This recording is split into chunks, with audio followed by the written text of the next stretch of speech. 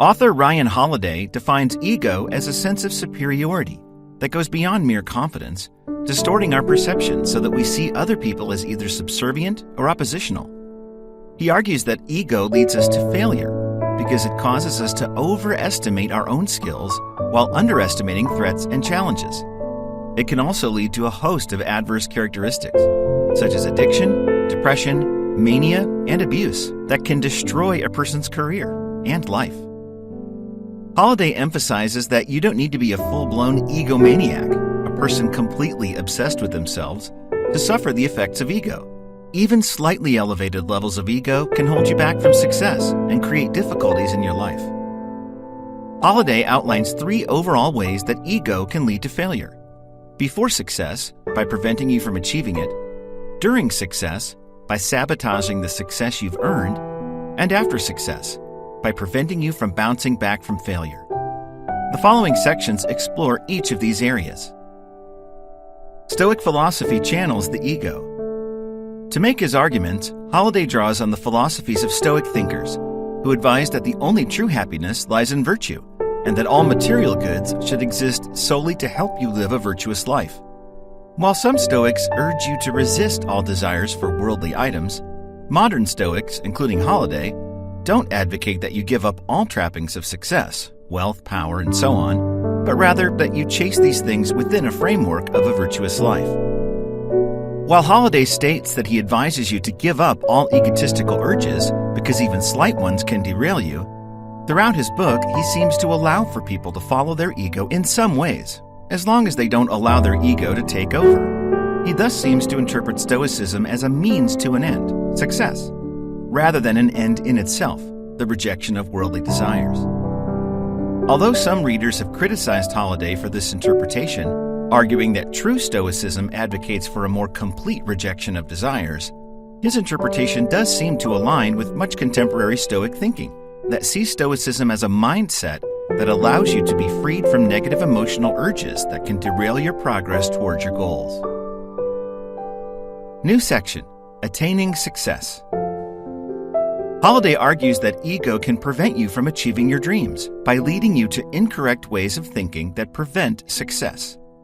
He maintains that to control your ego's influence over your thoughts, you need to stop talking about yourself and stop thinking about yourself. Stop talking about yourself. Holiday notes that ego often drives people to talk about and promote themselves. We see this kind of egotistical talk every day, as people post their thoughts, activities, and interactions with other people all over social media. Holiday warns that this type of self-promoting talk can prevent you from achieving the very things you're bragging about, because talk replaces action, and action is what's actually going to make you successful. Self-promoting talk keeps us from our goals by monopolizing our time. When you talk about working toward something instead of actually working toward it, you rob your goals of the time needed to achieve them. Short form note: business experts recognize time management as one of the most crucial practices for success. In his book, The 7 Habits of Highly Effective People, Stephen Covey recommends figuring out which tasks will lead to your goal and eliminating any others from your daily schedule. Sapping our psychological energy. When you promote yourself, you engage in a type of positive visualization, which can make you feel like you've accomplished what you're envisioning, even though you haven't made any concrete progress. Short form note: research backs up Holiday's claims. When test subjects visualize positive outcomes from a project, they lose enthusiasm for that project, working on it less and abandoning it quicker. Preventing the silence needed for productive reflection. To properly struggle with a task, you must pause and focus your attention on the task completely. When you fill that silence with self-promoting talk, you rob yourself of the chance to focus. Short form note: brain scans show that meditation measurably increases focus. Holiday doesn't address meditation, but the underlying theory is the same. Allowing for silence and freedom from distractions improves your focus. Stop thinking about yourself. In addition to not talking about yourself, Holiday urges you to not think about yourself either. He cautions that ego can prompt self-aggrandizing thoughts, leading you to spend more time thinking about what you'll do with success than on how you'll achieve it. Holiday outlines 3 ways that egotistical thoughts can paralyze you. They shift your focus from your task to your greatness. When you're convinced of your own greatness, you're more concerned with defending that image than completing your task. They stop you from taking action out of a fear that your plan must first be perfect. When you have an inflated sense of self-importance, you might be reluctant to embark on a course of action that doesn't live up to the standards you envision for yourself. They erect a barrier between you and reality. Convinced of your own superiority, you might ignore facts or be consumed by imagined threats, such as non-existent conspiracies. Early success can lead to paralyzing ego. We see these traits in our contemporary business world, when eager young business people with solid connections and degrees from well-known universities find a measure of early success and then allow themselves to believe they're more important and more capable than they really are. Many promising entrepreneurs have run into trouble when, convinced of their superiority, they refused to listen to advice, spent their time dreaming of glory, and overestimated their own abilities. Aim to do something rather than be someone. Holiday warns that ego can stop you from achieving your goals when it leads you to try to be somebody, earn the recognition that comes with doing a job the way others expect you to, rather than to do something, accomplish things that would elevate your profession or the world at large. He cautions that at some point in your career, you'll have the choice of prioritizing either recognition, being someone, or accomplishment, doing something. If you choose recognition, you'll seek promotions, plum assignments, and the favor of your superiors. However, to earn these markers of success, you may have to compromise your values and turn your back on your friends. However, if you choose accomplishment, you might not get the plum assignments or the promotions, but you won't feel the need to compromise your values or betray your friends to obtain superficial markers of success. You'll contribute ideas to the world that will positively affect the lives of others, of people who follow behind you in your career or in life. Can you do something without being someone? One factor that Holiday doesn't address is the fact that people often can't do great things unless they are in a position of influence, and getting to a position of influence might necessitate chasing a promotion or lofty title, and thus engaging in what Holiday might deem ego-driven goals. However, Holiday's interpretation of Stoicism doesn't require that you have no self-interest. In fact, many Stoics would argue that if your self-interest serves a larger purpose and doesn't prevent a larger good, then that self-interest is not only allowable but is also desirable. Some modern Stoics point out that their view of self-interest is not so different from Adam Smith's theories, where he advocates not for greed, but for enlightened self-interest that in turn makes a better society for everyone. People working to better their own lives will create jobs and opportunities for others in the process. Such thinking alleges that the only real difference between Stoic philosophies and those underpinning capitalism are a matter of where they lie on the spectrum. Stoics would put the needs of the greater community slightly ahead of the needs of the individual, as does Holiday, while followers of Smith would do the opposite. Become a lifelong student. Holiday notes that your ego can interfere with your ability to achieve your goals by convincing you that you don't need improvement, that you know everything you need to know, and that you can stop learning. However, the need to learn never actually ends. Even people who have mastered a skill and are at the top of their game can still learn ways to get better. Holiday suggests that to continue your journey as a lifelong student, you seek out feedback and listen to it. Constantly be on the lookout for the next challenge. Approach people in your industry who have become successful and ask them for help. Take advantage of the wealth of training courses, books, and online instruction available. Become a mentor to someone more junior than you. The experience of teaching what you know helps you come to a firmer understanding of it and encourages you to grow. Schedule your learning.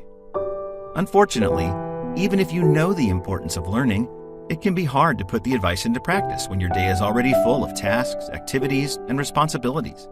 For this reason, many experts advise that you purposefully schedule time during your day to devote to learning. Robin Sharma advocates for this technique in his book, The 5 a.m. Club, in which he notes that so few people actively become lifelong learners that you can easily set yourself above your competition by continually expanding your knowledge. Control your passion. Holiday points out that popular belief holds that passion drives you toward your goals, and that passion is an essential element in achieving success. This belief is misguided. the truth is that passion is often the thing preventing you from achieving your goals. He emphasizes that you do need to care about your project, but he maintains that passion goes beyond mere caring. Passion is unchecked enthusiasm in the service of some lofty, vague goal that blunts your critical thinking. When you are passionate about a project, you're blinded to the issues that might sabotage it. You ignore the objections that other people raise. You jump ahead too fast before mastering the skills you need and before fully understanding all the elements of your project.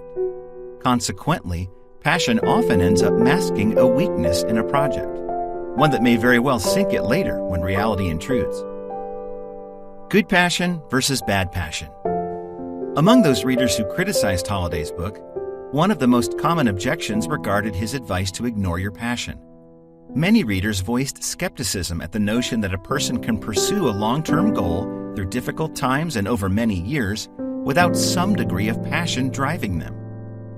However, Holliday's ideas on passion are consistent with Stoic thinking that differentiates between good passions, emotional responses based on accurate judgments about things that are important to your life, and bad passions, emotional responses based on mistaken judgments. In recognizing this difference, Stoics don't advise rejecting all emotions, defined as mental responses that are not based in rationality, but only those that lead us to faulty thinking and unpleasant consequences. Keep your head down. Holliday points to 3 other things that you should do in order to move past the urges of your ego. Be a helper. Especially in the beginnings of your career, accept humble positions that will allow you to learn about your business from a unique angle, even if those positions require grunt work and are not well compensated. Short form note. Another way to think about being a helper is that you should be a giver instead of a taker, a concept that Adam Grant fleshed out in his book, Give and Take. Grant argues that people who give freely of their time, effort, knowledge, experience, and skills end up more successful than those who mainly try to reap the benefits of other people's time, effort, and so on. Keep your temper. Don't let your anger boil over, even if you are mistreated. Always act professionally and stay in control of your emotions. Short form note. While Holliday seems to advocate for accepting aggression from others passively, most psychologists advise finding the middle ground between passivity and aggression, which is assertiveness. Standing up for yourself while being respectful of both your own needs and the other person's. Do the work. Be prepared to work hard to put your ideas into practice. History is littered with great ideas that never went anywhere because their creator didn't do the work to make them happen. Short form note. Holliday's advice to focus on your work rather than your grand ideas recalls his earlier caution not to get caught up in self-promoting talk, as getting caught up in thinking about grand ideas can sap you of mental energy in the same way that self-promotion can. New section, Maintaining Success. In these next sections, we'll take a look at how Holliday advises you to act after you've attained success. When you have success, you have different challenges than you had when you were seeking success, and you'll need a different set of skills and knowledge. If your ego doesn't properly navigate these new requirements, you'll have a difficult time holding on to the success you've earned. Holliday notes that although a person might suppress her ego effectively while rising to success, once she's attained success, her ego might take over. When she's at the top, she becomes aware of her importance. Her ego swells, and she starts behaving poorly. A person who loses control of her ego will most likely lose the success she's achieved. To prevent this, stay a lifelong student. When you become successful, you'll need different knowledge and skills than you did when you were achieving success. Don't fall into the trap of thinking you know everything. Stay open to new lessons. Don't lose sight of your priorities. Once you've attained success, you may be offered opportunities for different ventures. Don't be tempted by additional greatness if it means spreading your resources thinly. Ask yourself if these new opportunities will advance your ultimate goal or distract you from it. Don't let your success destroy itself. Sometimes the very traits that brought you success can rob you of it. For example, to succeed, you ignored people who doubted you. But if you continue to ignore people who offer advice, you'll miss warnings of legitimate threats. Beware of feelings of entitlement and a heightened need to control others, both of which will steer you to poor decisions. The hubris syndrome. Psychologists have identified a hubris syndrome, which describes a mindset that people can develop after being in power for some time, in which they view the world as a means of self-glorification, conflate themselves with their organization, have contempt for others, lose contact with reality, become impulsive, feel morally justified in their actions no matter how unethical, practical, or costly, lose interest in the finer points of policymaking, become vulnerable to manipulation by people who recognize their need for flattery and use it to influence their decisions. Hubris causes each of the above points that Holiday mentions. It makes you feel you know everything, it makes you greedy for more success in many different areas, and it convinces you that the skills that brought you to where you are sufficient to keep you there. New section, Recovering from Failure. Now that we've looked at how ego can get in the way of attaining and maintaining success, let's look at how it can misguide you when you experience some form of defeat, as everyone must. Failure will happen to each and every one of us in some form or another. You may be able to get through it and find success again, or it may defeat you for good. Whether or not your ego drives your reactions to setbacks will determine which outcome you realize. Ego is especially dangerous in the defeat stage of success for two reasons. 1. Ego is especially difficult to ignore when it reacts to failure, making it difficult for you to react rationally. 2. While ego makes all steps of life, aspiration, maintenance, and defeat more difficult, it will make defeat permanent. However, a person who can meet failure with the proper attitude can turn it into eventual success. To do so, Holiday advises you to follow several strategies. Turn dead time into a live time. When you're stuck in a non-productive period, either because you failed at a project or you've been forced out of action for some reason, including unemployment or health reasons, you can either endure that time or you can use it productively to prepare for your next step by reading, learning, or increasing your network. Let your low moment transform you. If you're faced with a great failure, you must honestly assess what went wrong and face your mistakes. If you let your ego deny the full truth of what happened, allowing you to sugarcoat what you may have done wrong, you won't learn from your mistakes. Redefine success. When evaluating success, focus on your efforts, which you can fully control, not the outcome, which you can't fully control, as success depends in part on other people and on luck. Consider things like whether you improved your performance, learned from the process, or mastered some work habits, rather than if your project was ultimately successful. Cut your losses. Know when to let go of a losing project and chalk it up to a learning experience. Avoid the sunk cost fallacy that entraps many people, by which they spend endless money, time, and effort trying to recoup a loss. Develop a growth mindset. Although Holiday doesn't use the term growth mindset or fixed mindset, his theories correspond to these well-known concepts. These two mindsets describe a person's attitude in response to failure, and psychologists have long noted that consistently, people who easily bounce back from failure do so because they've developed a growth mindset. Carol S. Dweck discusses these in depth in her book Mindset. As she outlines it, a person with a growth mindset believes they can improve their natural abilities through hard work and practice. In contrast, a person with a fixed mindset believes their abilities are unchangeable and that whatever skills and intelligence they were born with establish limits for the rest of their lives. A fixed mindset corresponds with an egotistical reaction to defeat. It can prevent future success for the same reasons Holiday outlines above.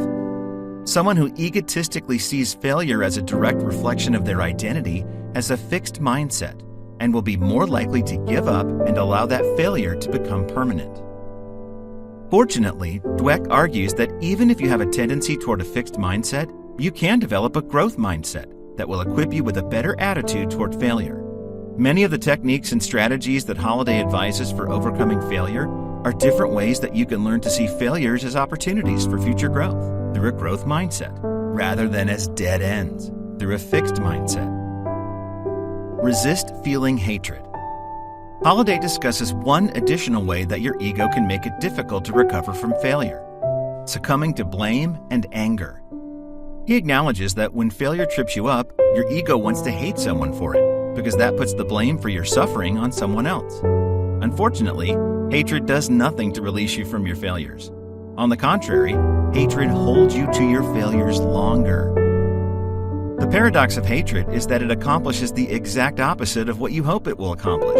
It exposes your bad side, which makes people lose sympathy for whatever difficulties you've endured. It also fills you with stress and unpleasant thoughts, which can be debilitating. Love, though, is transformational. Even when you feel it's undeserved, finding a way to love someone who's wronged you will allow you to get perspective on a situation and understand the forces at play that brought your failure about. You'll resist placing blame on someone else and will be better able to see how you can emerge from your failure as a stronger person. Tips for moving on. In his book, How to Stop Worrying and Start Living, Dale Carnegie discusses techniques for moving on after someone has wronged you. Like Holiday, he notes that holding a grudge will harm you more than it harms the other person, because it places a limit on your happiness. You won't feel happy if they also are feeling happy. It's far better to let go of your anger so that you can move on. Carnegie suggests 3 ways you can help yourself move on. Forgive and forget. The fastest way to get over a hurt is to forgive the person and simply stop thinking about them. You'll move on even faster if you can take it a step further and see some good that they did for you and thank them for it. Immerse yourself in a larger cause. When you're involved in working toward a higher purpose, you're less sensitive to insults or wrongs because you're thinking about something greater than yourself. Imagine yourself in their shoes. We often blame other people's shortcomings on negative personality characteristics, while blaming our own shortcomings on bad luck or circumstance. This is called attribution error. If you can go beyond this instinctive reaction, you can more clearly see what circumstances may have led the other person to act the way they did.